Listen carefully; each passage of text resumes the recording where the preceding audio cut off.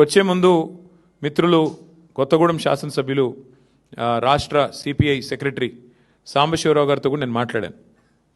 కొత్తగూడెంలో కూడా ఇది హంగ్ వచ్చింది. అక్కడ కూడా సిపిఐకి 25 ఏదో వచ్చినట్టున్నాయి, మాకు 9ో 10ో వచ్చినట్టున్నాయి.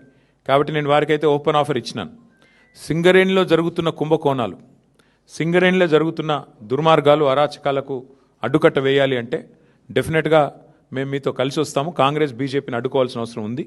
ఎందుకంటే ఈ రెండు చోట్ల కూడా అక్కడ 51% వాటా సింగరేణిలో రాష్ట్ర ప్రభుత్వానికి ఉంది, కాంగ్రెస్ ప్రభుత్వం ఇక్కడ ఉన్నది. 49% వాటా కేంద్ర ప్రభుత్వానికి ఉంది, బీజేపీకి అందులో భాగస్వామ్యం ఉంది. ఇన్ని అక్రమాలు జరుగుతున్నాయని చెప్పి మేము గొంతెత్తి ధర్నాలు చేసి క్షేత్రంలో ఘోషించి ప్రెస్ మీట్లు పెట్టి గవర్నర్ని కలిసి ఇంత హంగామా చేస్తే మరి ఇంతవరకు అటు కాంగ్రెస్ చప్పుడు చేయదు, ఇటు బీజేపీ చప్పుడు చేయదు.